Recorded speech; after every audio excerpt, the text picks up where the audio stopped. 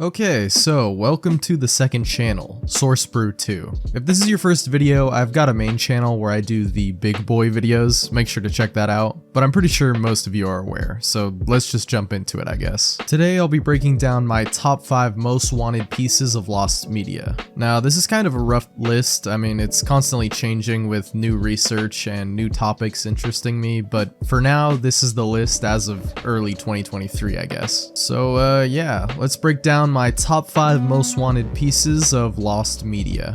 So to start it off, I just want to name off a few honorable mentions. First of all, gotta shout out Hitogata and Saki Sanabashi. Didn't include them on this list because they are of course unconfirmed to even exist, so I didn't think that they should be included in the actual list, but they're still worthy of being talked about. I mean, what can be said? Probably most of you have already heard about these cases. Really interesting lost media mysteries for sure that warrant entire deep dive videos in the future, but for now we'll just leave it at that. Also, gotta shout out the rumored 3-hour original Toriyama script for DBS Broly. It's probably not actually a real thing, but if it was, it would definitely be number 1. I'm a huge Dragon Ball fan and I really love that movie, but it's mostly just a rumor that was circulated during the release of the film. But with that out of the way, let's get to the real list. So for the first one, it's not just one thing, but actually a number of videos that are lost. Those being the Some Ordinary Gamers creepypastas, and more specifically shitpastas, because those are my childhood. They're super nostalgic, comfy content for me.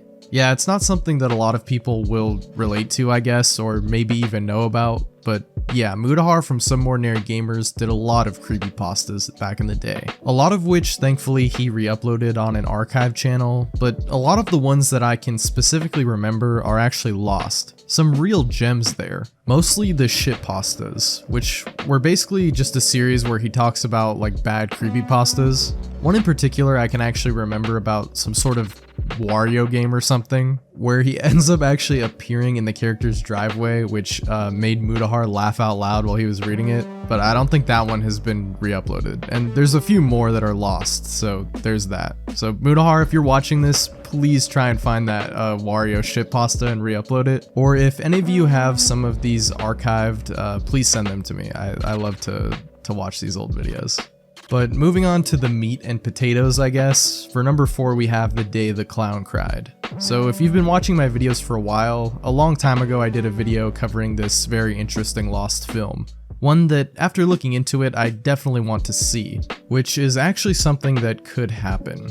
And to give a brief rundown, basically in 1971, a comedian named Jerry Lewis produced and directed a film starring himself as Helmut Dork, a clown who becomes a prisoner at a concentration camp, and tries to make the other Jewish prisoners laugh before they are led off to their deaths. Needless to say, the film wasn't received well by test audiences, and it was never released due to the insensitive nature of it, with Lewis himself not even wanting it to be released many years later. Now, there are clips that exist from behind-the-scenes footage and from documentaries made about the film, and a script even does exist, but the movie itself hasn't been released, because a stipulation was made that the film could only ever be released sometime in or around or after 2024, after it was submitted to the Library of Congress. So this one is really just a fascinating case because it probably will be found one day, if not just released to the public in general, and it would be really interesting to see if it really is as offensive as many of the people who have seen it make it out to be.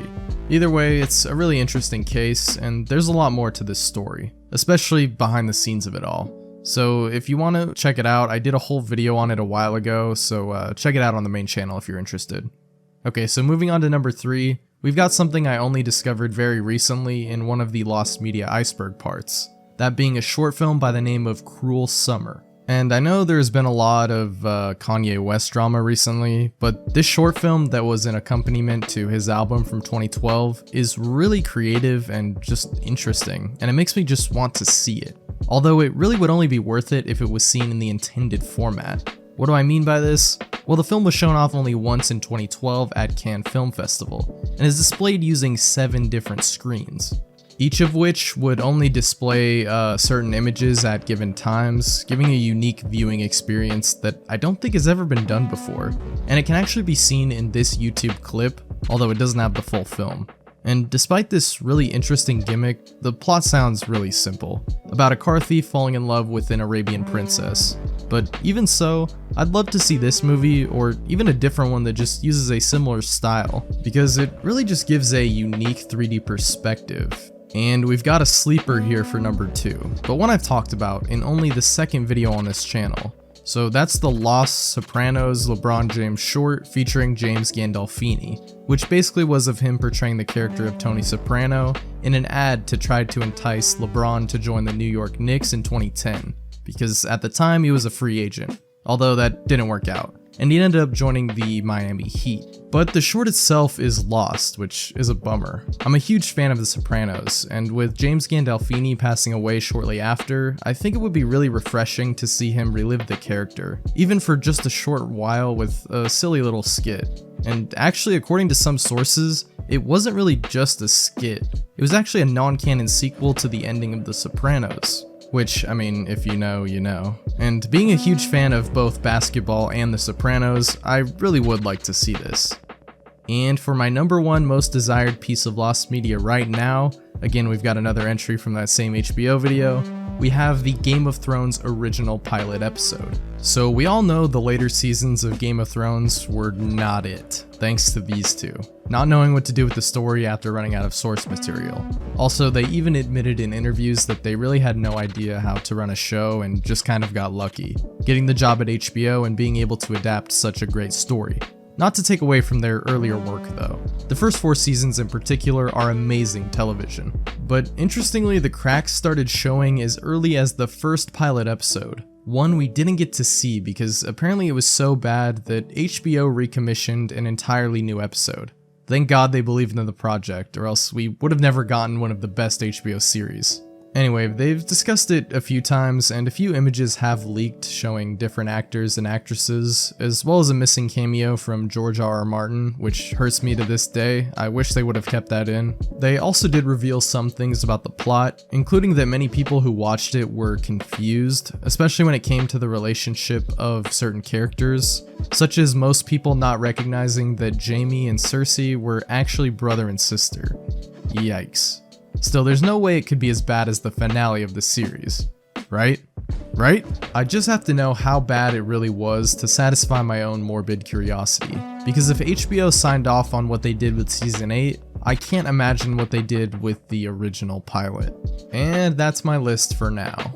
And this is the part where I ask you guys, what are your favorite pieces of lost media? Leave them down below. I'd love to see which ones you guys are most interested in. And yeah, it's been me, Source Brew. This was just a little vid to, throw out on the second channel, which is just gonna be where I put random stuff that doesn't fit on the main channel, I guess. But anyway, that's enough from me. Thanks for watching, and I'll see y'all with the next one. Peace.